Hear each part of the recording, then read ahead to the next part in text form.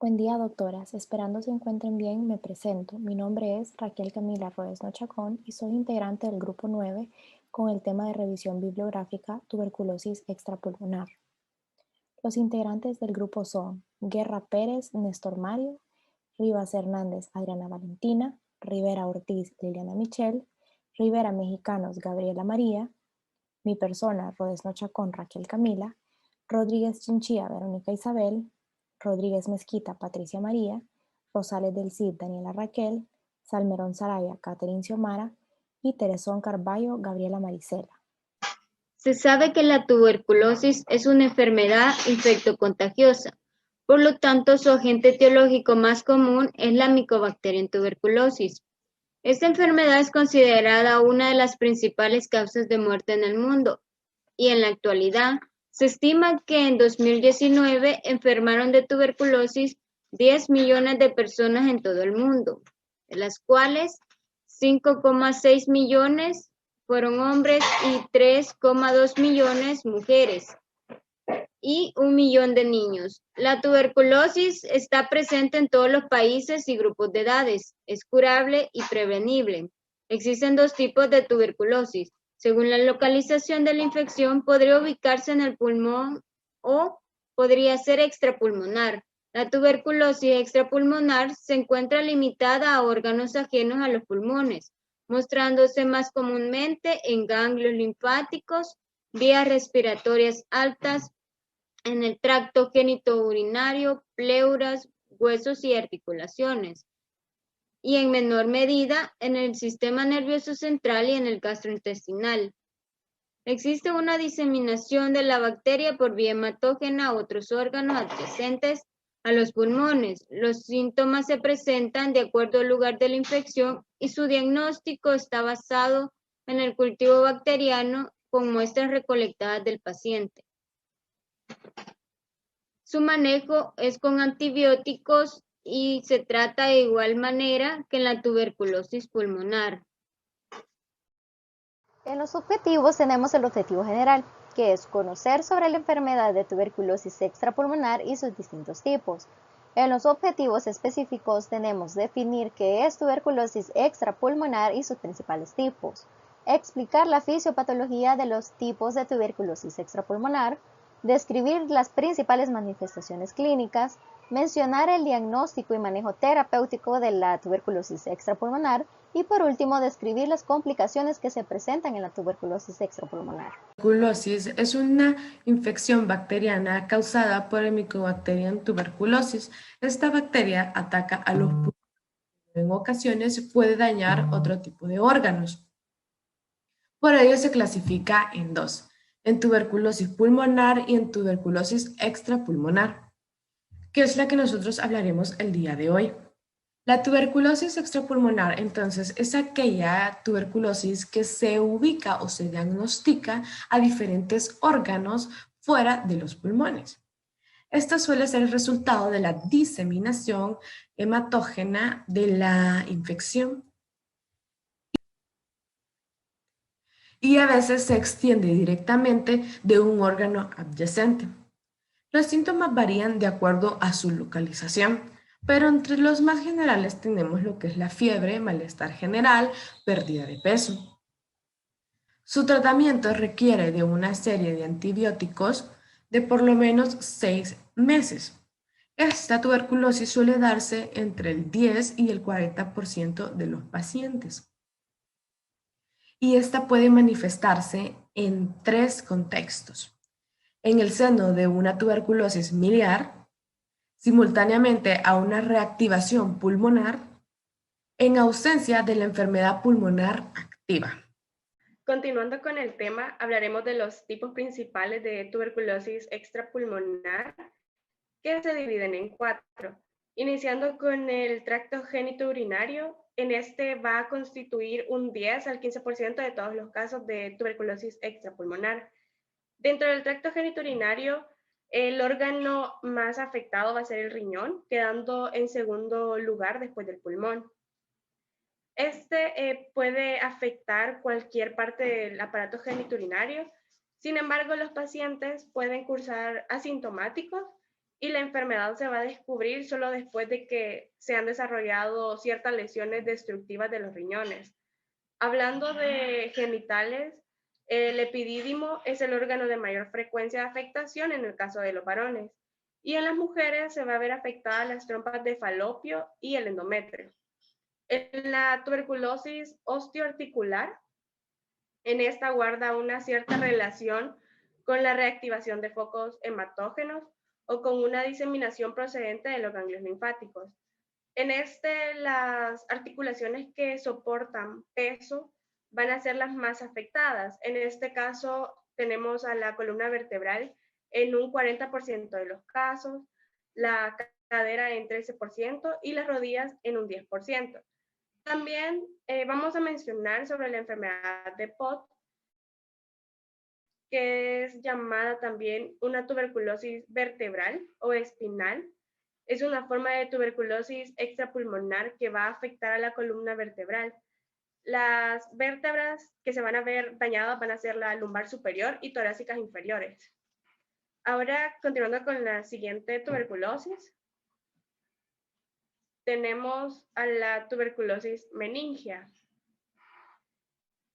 En la tuberculosis también se conoce como del sistema nervioso central y va a representar cerca del 5% de los casos de tuberculosis extrapulmonar.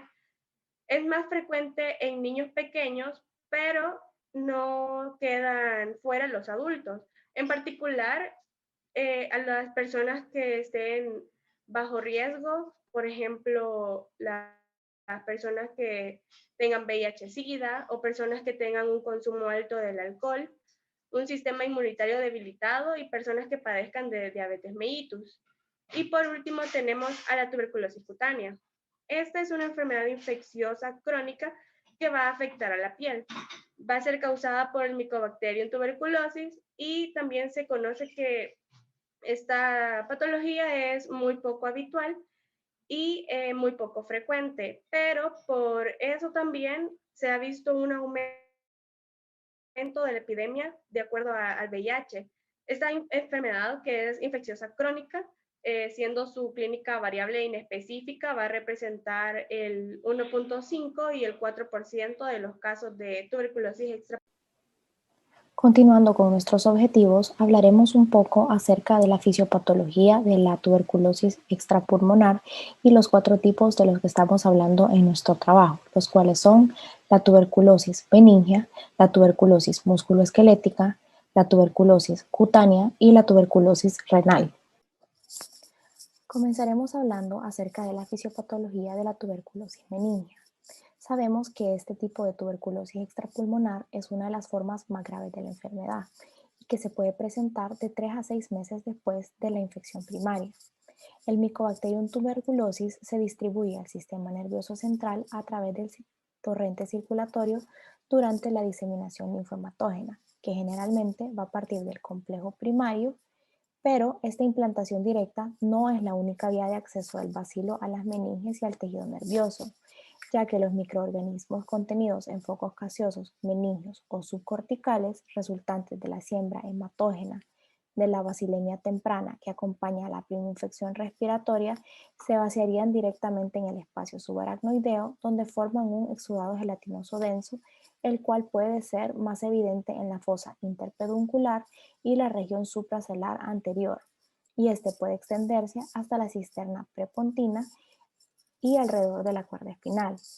Como podemos observar en la imagen presentada en la diapositiva, observamos una resonancia magnética de encéfalo de corte transversal y coronal con un ávido reforzamiento en ganglios basales, meningio y leptomeningio, de ambos lóbulos, tanto frontal como del lóbulo temporal izquierdo, así como la disminución y el borramiento en la amplitud de los surcos y cisuras en relación al edema compatible con la cerebritis, que serían las flechas blancas. En circunvolución singular derecha y lóbulo parietal ipsilateral podemos ver el absceso de 18 milímetros con reforzamiento anular al medio de contraste, que serían las flechas curvas. Las arterias y los nervios craneales se ven envueltos en un exudado creando un cuello de botella respecto al flujo de líquido cerebroespinal a nivel de la apertura tentorial, dando lugar a una hidrocefalia. Es importante mencionar que el exudado tiene predilección por la base del cerebro, lo que puede explicar por qué los pares craneales 3, 6 y 7, respectivamente el nervio oculomotor, el nervio abducente y el nervio facial, con el quiasma óptico son los más afectados. En esta fase patogénica, la consecuencia más seria es la vasculitis de los vasos que conforman el polígono de Willis, el sistema vertebrovascular y ramas perforantes de la arteria cerebral media. La vasculitis produce zonas de isquemia e infarto que finalmente son las responsables del déficit motor de estos pacientes, en los que podemos observar hemiplegia o cuadraplegia. Además de este fenómeno vascular y obstructivo, vemos la respuesta inflamatoria del huésped. En este proceso, cabe destacar la importante labor de una proteína denominada factor de crecimiento endotelial vascular, que es un potente inductor de angiogénesis, y vemos un aumento de la permeabilidad vascular que junto a otros elementos proinflamatorios van a desencadenar este edema cerebral. El conjunto de fenómenos patogénicos como lo son la vasculitis, el infarto, el edema cerebral y la hidrocefalia son los responsables de los innumerables defectos motores, sensoriales y del intelecto que constituyen la huella de esta devastadora enfermedad. Es importante mencionar que la tuberculosis meningia tiene 3 etapas.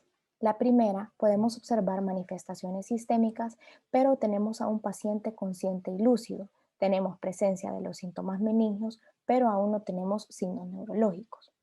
En la etapa 2, tenemos un paciente desorientado en tiempo y espacio y confundido. Ya tenemos signos neurológicos de una hipertensión intracraneal.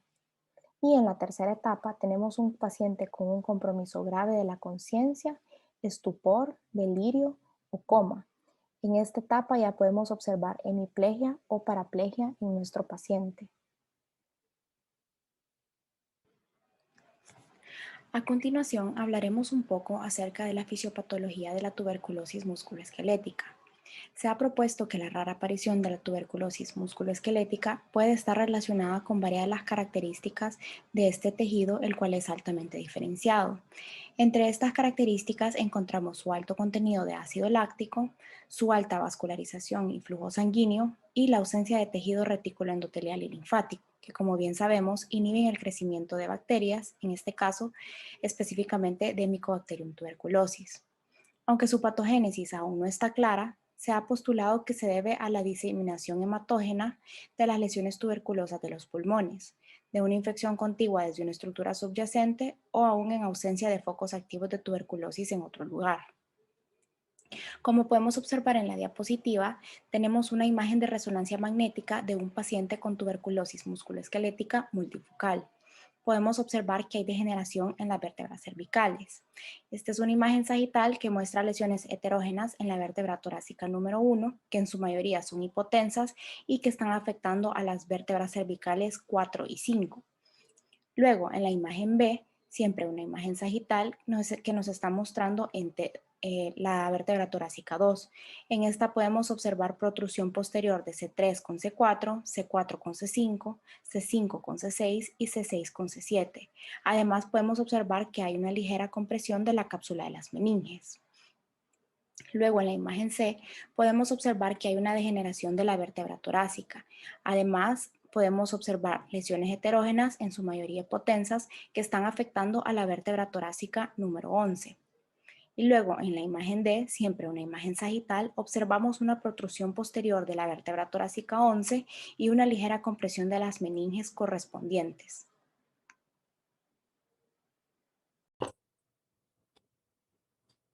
Siguiendo con los mecanismos fisiopatológicos, tenemos el de tuberculosis renal. Vamos a ver que Mycobacterium tuberculosis van a llegar hasta nivel genitourinario, a nivel de sus órganos, a partir de una diseminación hematógena, teniendo como un primer sitio a nivel pulmonar a partir de una primoinfección pulmonar. vamos a ver que en situaciones normales la respuesta inmunitaria es lo suficientemente eficaz para poder detener, para poder frenar el desarrollo de la enfermedad. De igual manera, vamos a ver que esto va a ocasionar que se puedan inactivar estos bacilos, ya no son viables, pero posteriormente puede resurgir una reactivación de los mismos. En casos de una disminución en la respuesta inmunitaria, estamos hablando de una inmunosupresión, vamos a ver que estos bacilos inactivos van a estar presentes a nivel córtico medular, pero en forma de granulomas, pero posteriormente, ya en casos de una reactivación, estos pueden llegar incluso a médula, ocasionando alteraciones a nivel de papila, teniendo como resultado una papilitis. De igual manera, puede llegar a ocasionar una necrosis de la papila, una necrosis extensa de la estructura antes mencionada. También puede llevar a la formación de cavitaciones que van a tener la presencia de abscesos. En esta imagen de referencia, lo que se puede observar es un absceso a nivel renal. Según la literatura, la afectación más frecuente es de manera unilateral. De igual manera, puede haber ulceración de túbulos colectores, teniendo como resultado la presencia de bacilos en la orina. Aquí es donde estamos hablando de una baciluria. También vamos a ver que la afectación de los distintos órganos del sistema genitourinario esta va a ser progresiva y va a tener mecanismos que pueden ser ascendentes o mecanismos descendentes. De igual manera, vamos a ver la presencia de procesos fibróticos que se pueden presentar con escaras. De igual manera, presencia de cicatrices y segmentos atróficos a nivel del parénquima renal. Esto puede llevar a una falla renal. De la falla renal podemos englobarlo en dos mecanismos por lo cual se va a estar ocasionando, que puede ser una atrofia renal o puede ser una infección intrínseca. En el caso de la infección intrínseca puede dar como resultado una endocardititis obliterante. De igual manera, la atrofia renal, que esta va a estar más relacionada a procesos obstructivos, tales como una estenosis, a nivel de la unión ureteropiélica, una estenosis de uréteres, una estenosis de infundíbulo. Siguiendo con el otro mecanismo, tenemos el de tuberculosis cutánea. Vamos a ver que raramente se va a estar dando una primoinfección a nivel cutáneo. Generalmente, esta tuberculosis cutánea es secundaria a una primoinfección a nivel pulmonar o a nivel de órganos adyacentes. Tal es el caso de huesos, articulaciones, ganglios linfáticos que ya se hayan visto previamente afectados por tuberculosis, que pueden tener una vía de diseminación que puede ser linfática o puede ser hematógena. Aquí es donde estamos hablando de una reinfección endógena. De igual manera, vamos a tener una infección exógena, puede ocasionar una o la otra. En el caso de la infección exógena, en esta va a tenerse una invasión a nivel de piel desde el exterior por las micobacterias, teniendo como resultado ulceración, un chancro de inoculación o una primoinfección cutánea tuberculosa. Acá lo que podemos estar observando en la imagen son ulceraciones a nivel de piel. Entre las principales manifestaciones clínicas de los diferentes tipos de tuberculosis extrapulmonar tenemos la tuberculosis genitourinaria, la cual va a ser más común en hombres. Al inicio se presenta en un periodo sintomático de riesgo de progresión sintomática, según el sitio afectado. En la mayoría de las veces, la insuficiencia renal es unilateral y va a presentar dolor lumbar concomitantemente con disuria, hematuria y síntomas institucionales, mientras que la infección uretral y vesical causa síntomas irritativos bajos. En mujeres, la presentación clínica puede ser muy similar a la enfermedad pélvica inflamatoria y afecta a las trompas de falopio y al endometrio, por lo que una de las consecuencias más relevantes es la infertilidad, dolores pélvicos y trastornos menstruales. Tenemos la meningitis tuberculosa, la cual su cuadro clínico es agudo y parte de los síntomas constitucionales asociados. Tenemos la cefalea, la cual va a progresar a una alteración del estado mental con focalización neurológica, convulsiones e incluso en coma. El cuadro inicial puede durar 2 semanas y el daño neurológico puede ser severo, lo cual se puede presentar entre la semana quinta y octava. La lesión meningia es usual en la base craneal, pero por lo que se acompaña del compromiso de los pares craneanos. La meningitis tuberculosa suele caracterizarse por menos de 2 semanas de fiebre, cefalea y meningismo, y puede haber una disminución de la conciencia, diplopia y rara vez hemiparesia. Luego tenemos la tuberculosis musculoesquelética, la cual suele presentarse como osteomielitis, espondilitis o disitis, y el sitio más frecuente en el que esta se presenta puede ser en la columna vertebral torácica o lumbar, seguido de la cadera, la rodilla y el hombro.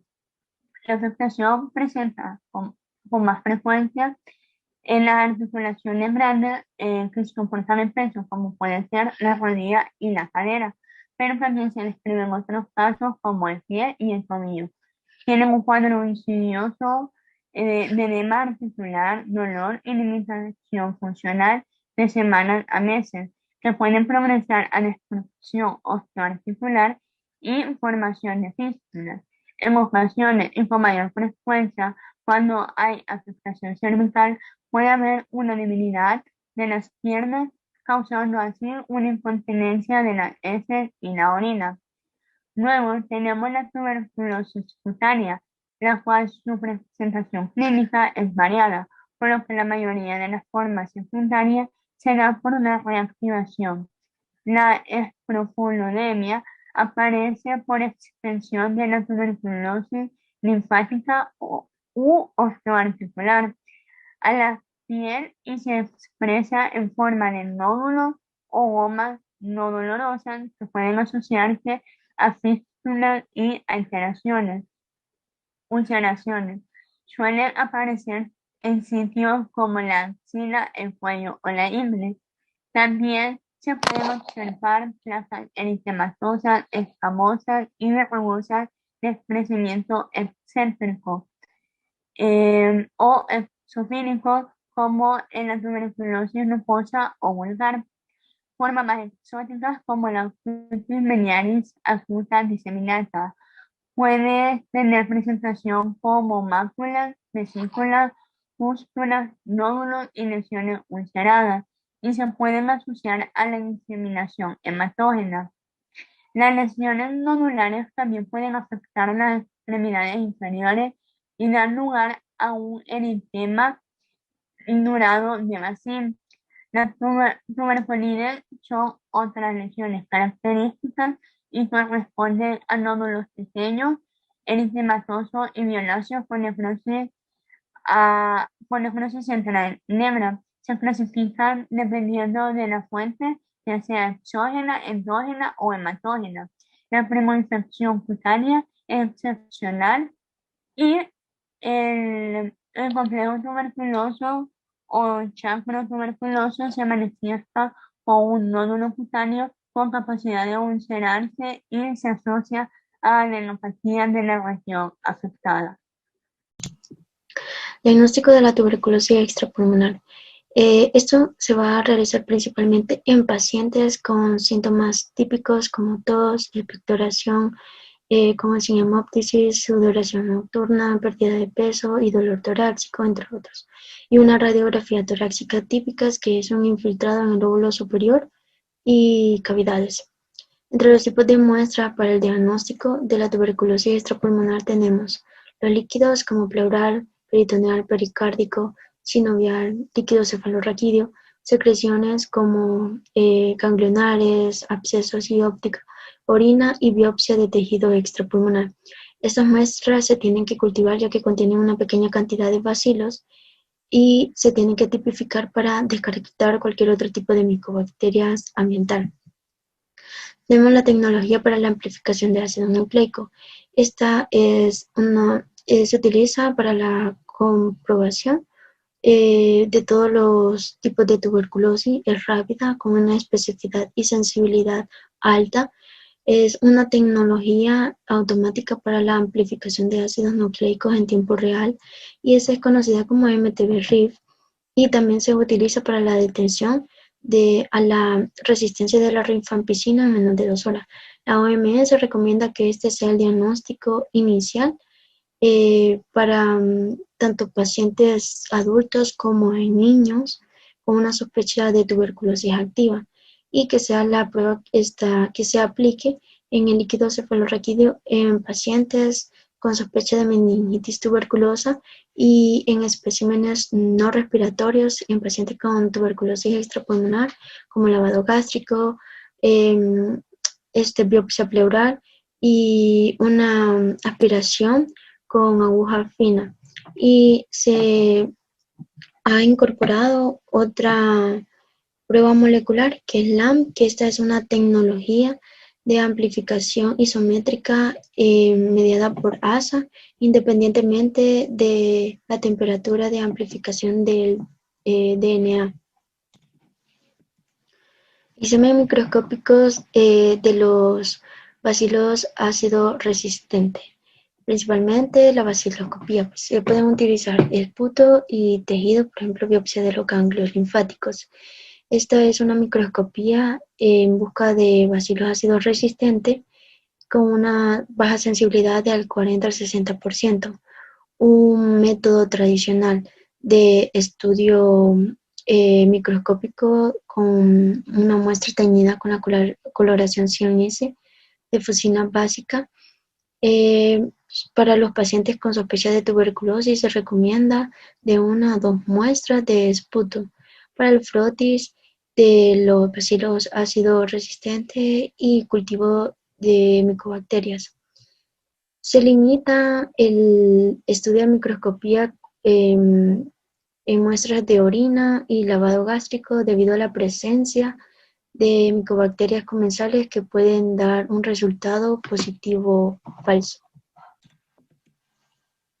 Cultivo micobacteriano. Este diagnóstico está basado en el aislamiento de micobacteria en tuberculosis y en la identificación de la secuencia específica del DNA por medio de la prueba de amplificación de ácidos nucleicos.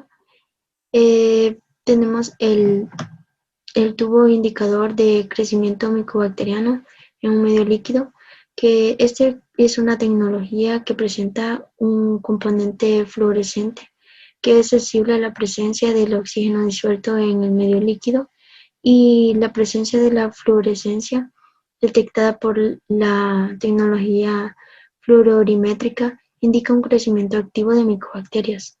El resultado puede darse positivo en un periodo de 10 días hasta 2 a 3 semanas, y se tiene que estar leyendo los tubos cada semana hasta la 8ª semana de incubación. La Mycobacterium tuberculosis, estos se identifican por la pigmentación, la morfología de las colonias y también por el tiempo de crecimiento, que va de 4 a 8 semanas.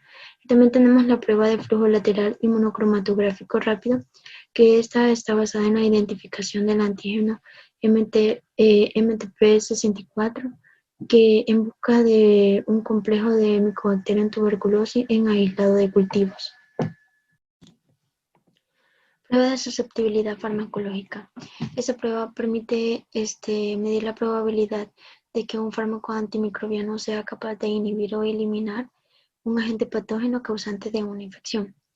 Por ejemplo, la MTB-RIF, que como ya habíamos hablado, esta prueba permite identificar la resistencia a la rifampicina. Y las más utilizadas para la susceptibilidad farmacológica son las pruebas con sondas de línea molecular. En este tipo de pruebas se utilizan muestras directas e indirectas en medio sólido y líquido. Por ejemplo, la susceptibilidad de una muestra directa en un medio líquido dará un resultado durante 3 semanas. Y una muestra indirecta en un medio sólido dará un resultado durante un periodo de más de 8 semanas. Luego de extraído el DNA del Mycobacterium tuberculosis, o de la muestra clínica, las regiones de los genes de resistencia se amplifican en el PCR, se etiquetan y los híbridos productores del PCR de la sonda se detectan por medio de la colorimetría. Y esta prueba va a permitir identificar o evidenciar el Mycobacterium en tuberculosis y mutaciones en las regiones génicas de resistencia. Tenemos otros tipos de pruebas de susceptibilidad farmacológica como el MUT, que esta es una resistencia farmacológica observada al microscopio, pruebas de nitrato reductasa y pruebas con el indicador colorimétrico por redox. ¿Cuál es la importancia de estas pruebas de susceptibilidad farmacológica? Es que estas permiten identificar o reconocer los riesgos por a la resistencia farmacológica si el paciente respondió al tratamiento inicial y si no va a recaer después de haber complementado dicho tratamiento. Técnicas radiográficas, cuadro clásico de la enfermedad del lóbulo superior con infiltrado, cavidades. Tiene una sensibilidad baja, alta y una especificidad baja. Tecnología presenta una imagen en un formato digital que permite que el tiempo, el procedimiento y el costo del procesamiento sea reducido y permitiendo una imagen de mejor calidad. Entre los diagnósticos de infección latente por Mycobacterium tuberculosis tenemos la prueba de la cutánea de la tuberculina, que esta mide la respuesta antigénica de los linfocitos T persistentes en la piel y se inyectan 5 unidades de tuberculina y dará positivo en aquellos pacientes que presenten una cutirreacción con una induración de 10 o más milímetros y debe dar lectura en un promedio de 24 a 48 horas. Su especificidad y sensibilidad son bajas. Y luego tenemos el ensayo de liberación del interferón gamma.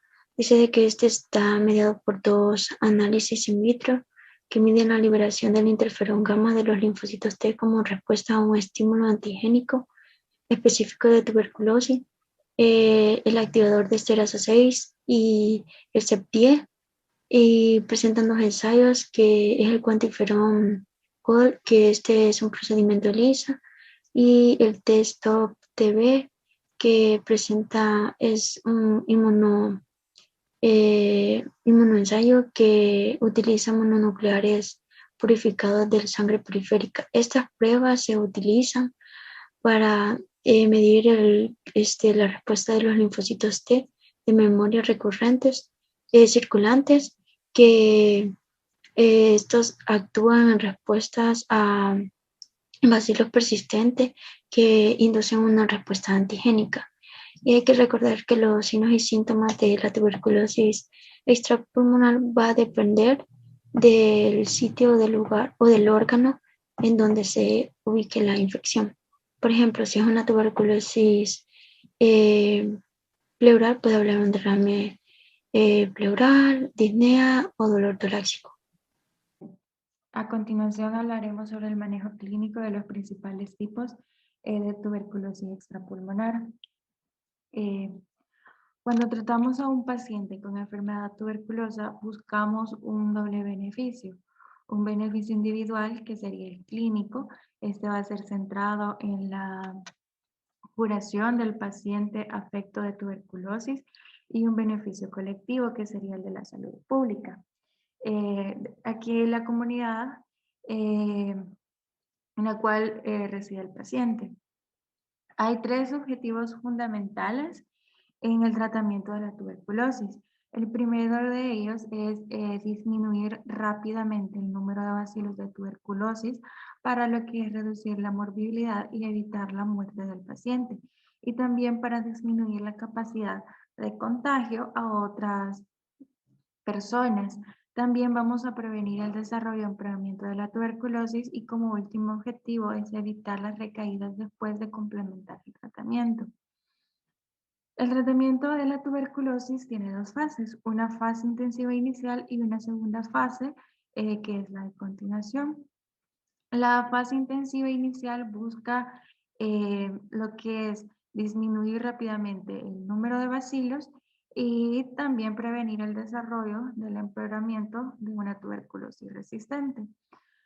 Para conseguir estos objetivos, eso es muy importante la asociación rápidamente de múltiples fármacos, sobre todo con capacidad bactericida que reduzcan rápidamente la multiplicación de los bacilos.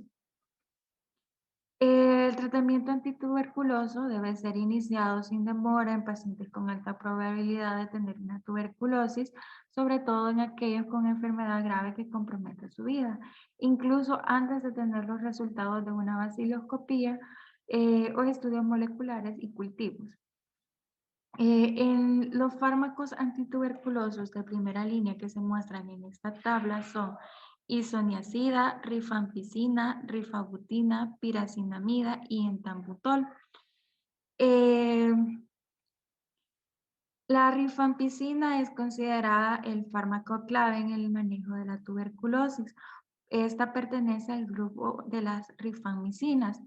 La rifabutina también pertenece a este grupo y tiene la ventaja de ser menos inductora al citocromo P450, produciendo menos interacciones medicamentosas. Y la rifampicina es similar a lo que es la rifampicina, pero tiene una vida media más larga que le permite la administración semanal, pero esta no está siendo comercializada en nuestro país.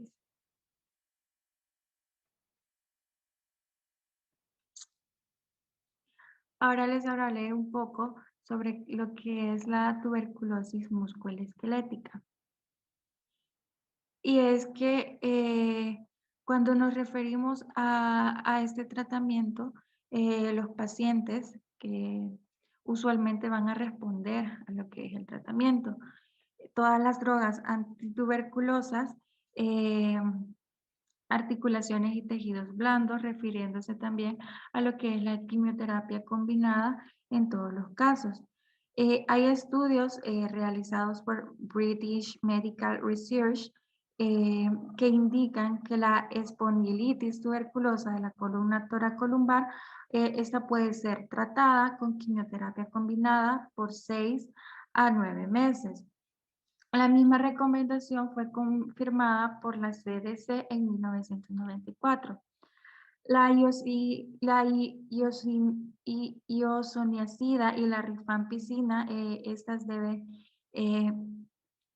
ser administradas por vía oral, intravenosa e intramuscular, 5 miligramos sobre kilogramos por día, y la rifampicina vía oral o por vía intravenosa, 10 miligramos sobre kilogramos por día, deben ser administradas durante todo el curso de lo que es el tratamiento. En caso de compromiso vertebral múltiple, las lesiones cervicales o compromisos neurológicos severos, se recomienda lo que es una quimioterapia por 9 a 12 meses. Ahora tenemos el tratamiento para la tuberculosis renal. Es médico y quirúrgico. El tratamiento farmacológico de base es el esquema de la rifampicina, que sería una administración de vía oral, vía intravenosa, 10 miligramos por kilogramos por día. También tenemos la isoniazida, que es 5 miligramos sobre kilogramos por día, y la pirancinamida, que es 25 a 30 miligramos sobre kilogramos por día, con o sin entambutol, que sería de 25 miligramos sobre kilogramos por día, o streptomicina. Por 2 meses en forma intensiva. Posteriormente se va a continuar con lo que es la rifampicina isoniazida 2 veces por semana durante 4 meses como mantenimiento. En esta fase pueden también utilizarse quinolonas. En caso de tuberculosis complicada, el tratamiento quirúrgico es el indicado. Aquí se puede realizar nefrectomía total si hay una pérdida de la función renal detectada por tasa del filtrado glomerular menor a 15 milímetros por minuto, con o sin calcificaciones, y enfermedad extensa que va a involucrar todo el riñón, que se va a acompañar de hipertensión y obstrucción uroteropélvica o un carcinoma renal. Se indica también una nefrectomía parcial si la lesión está siendo localizada en los polos renales y no hay respuesta de lo que es a las 6 semanas de tratamiento médico intensivo. O si hay una clasificación de lo que es crecimiento lento y progresivo que potencialmente afecte todo el riñón. Vamos a hablar sobre el manejo de la tuberculosis meningea. El tratamiento de este debe iniciarse de inmediato al recibir el resultado. Este va a responder de una buena manera a la quimioterapia antibiótica, pero sin embargo se documentan secuelas neurológicas de hasta un 25% de los casos tratados, en la mayor parte de los cuales hubo un retraso en el diagnóstico. En pacientes que reciben glucocorticoides de forma simultánea con los antituberculosos pueden experimentar una resolución más rápida en las anomalías del líquido cefalorraquídeo y de la hipertensión intracraneal, lo que esto nos va a generar menores tasas de mortalidad o de discapacidad grave e incluso una recaída. Podemos observar en el esquema de la dexametasona que comenzamos con 0.4 miligramos sobre kilogramo vía intravenosa al día con una reducción de 0.1 miligramos sobre kilogramo a la semana, hasta la cuarta semana en la que se administraba 0.1 miligramos sobre kilogramo al día, seguido por 4 miligramos al día vía oral con reducción en 1 miligramo por semana hasta la cuarta semana, en la que se administraba 1 miligramo al día. La OMS nos recomienda usar el tratamiento glucocorticoide adyuvante recibido de una forma gradual durante 6 a 8 semanas en la tuberculosis del sistema nervioso central. Ahora vamos a continuar con la tuberculosis cutánea. En la tuberculosis cutánea se van a emplear los mismos fármacos que en la tuberculosis general a dosis semejantes. La tuberculosis cualicuativa, esta va a tardar de 3 a 6 meses en curar y se aconseja continuar después de la curación con una dosis pequeña de isoniazida para evitar recisivas. En la tuberculosis luposa y verrugosa, en esta se va a requerir de menos tiempo de tratamiento y son mucho menos frecuentes las recisivas, sobre todo en la verrugosa. Tenemos que la streptomicina va a ser muy útil en dosis de 1 gramo diario o cada tercer día, de 50 a 60 gramos como una dosis total. Pero es muy importante recordar los efectos que produce sobre el octavo par craneal. La isoniazida es considerada bacterioestático y se usa a dosis de 5 a 8 miligramos sobre kilogramo de peso, pero esta puede producir erupciones, acneiformis y neuritis, pero es importante recargar que es bien tolerada por largos periodos. ¿Cómo sería el tratamiento ideal? Bueno, el siguiente sería: en un adulto de 60 a 70 kilogramos vamos a tomar 1 gramo de streptomicina cada tercer día hasta 50 gramos, con 8 miligramos sobre kilogramo de peso de isoniazida. Eso sería un total de 600 miligramos diarios. O bien streptomicina con etambutol. Tenemos lo que son las complicaciones. Sin tratamiento, la tuberculosis puede ser fatal. Esta enfermedad activa y sin tratamiento suele afectar los pulmones, pero se puede extender a otras partes del cuerpo mediante torrente sanguíneo. Entre las complicaciones de la tuberculosis extrapulmonar se incluyen dolor en la columna vertebral, dolor que va a presentar dolor y rigidez en la espalda, daños en las articulaciones. La artritis tuberculosa suele afectar las caderas y las rodillas principalmente. También se puede presentar hinchazón de las membranas que recubren el cerebro, lo cual me va a provocar una meningitis tuberculosa. Esta suele aparecer sin infección en otras áreas extrapulmonares. Es más frecuente en los ancianos y los inmunocomprometidos, pero en las áreas donde la prevalencia de la TB es más alta es en la infancia. La meningitis es la forma elevada de morbimortalidad. Los síntomas son fiebre no muy elevada, cefalea constante, náuseas y somnolencia, que pueden avanzar a estupor y coma. También se puede presentar problemas renales o hepáticos. El hígado y los riñones ayudan a filtrar los desechos e impurezas del torrente sanguíneo. Estas funciones se ven alteradas si la tuberculosis afecta solamente hígado o los riñones. También puede presentar trastornos cardíacos. En raras ocasiones la tuberculosis puede infectar los tejidos que rodean, que pueden interferir con la capacidad del corazón de bombear correctamente. Esta afectación se denomina taponamiento cardíaco y puede ser fatal. También tenemos lo que es la peritonitis tuberculosa. La infección peritoneal se produce a partir de una siembra procedente de los ganglios linfáticos abdominales o de una salpingoforitis. Los síntomas pueden ser leves, con cansancio, dolor abdominal e hipersensibilidad, o bastante grave, como una simulación de un abdomen agudo. Otra complicación es la pericarditis tuberculosa. Acá la infección pericárdica puede provenir de focos en los ganglios linfáticos mediastínicos o de una tuberculosis pleural. La pericarditis tuberculosa es una causa vital de la insuficiencia cardíaca. Los pacientes pueden presentar un roce pericárdico, dolor torácico o pleúrico, y con cambios de posición o fiebre. Puede producirse un taponamiento pericárdico, en cuyo caso el paciente presenta disnea, distensión de las venas del cuello, pulso paradójico, amortiguación de los ruidos cardíacos y en ocasiones hipotensión arterial. Y por último tenemos lo que es la linfadenitis tuberculosa. Esta suele involucrar los ganglios linfáticos de las cadenas cervicales y supraclaviculares. Los supraclaviculares posteriores. Se considera que la infección de estas áreas se debe a la diseminación por contigüidad desde los ganglios linfáticos intratorácicos o a partir de una infección de las amígdalas y las adenoides. En casos avanzados, los ganglios pueden verse inflamados y sensibles al tacto.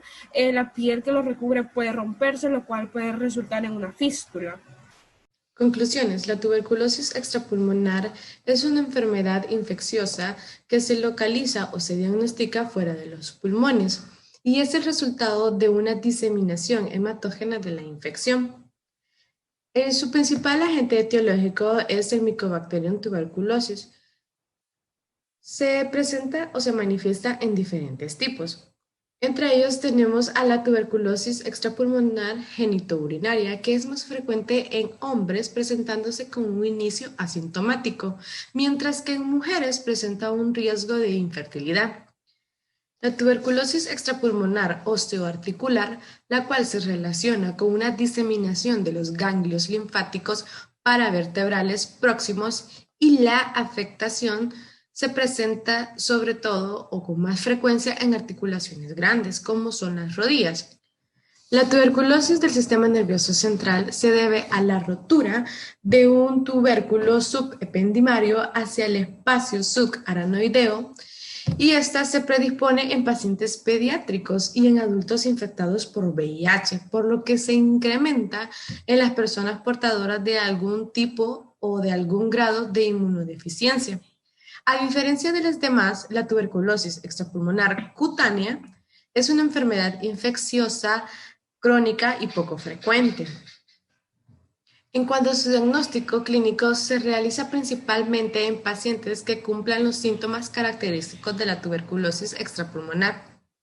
Se toman 4 tipos de muestras, que es la líquida, secreción, orina y la biopsia de tejidos, para realizar las diferentes pruebas para su diagnóstico, siendo la MTD, RIF la que nos permite diagnosticar de manera rápida todos los tipos de tuberculosis, con una alta especificidad y sensibilidad. Otra de las pruebas importantes es la prueba cutánea con tuberculina, la cual adquiere positividad de 4 a 6 semanas después de la infección. El manejo terapéutico consiste, según la OMS, en el uso de los glucocorticoides reducidos de manera gradual, de 6 a 8 semanas. Sin la presencia de un tratamiento adecuado, esta enfermedad activa puede llegar a presentar complicaciones que pueden resultar fatales, ya que la tuberculosis extrapulmonar es la consecuencia de una infección ya existente. En esta se ven afectadas las articulaciones, las membranas meningias, fallas renales, cardíacas y hepáticas.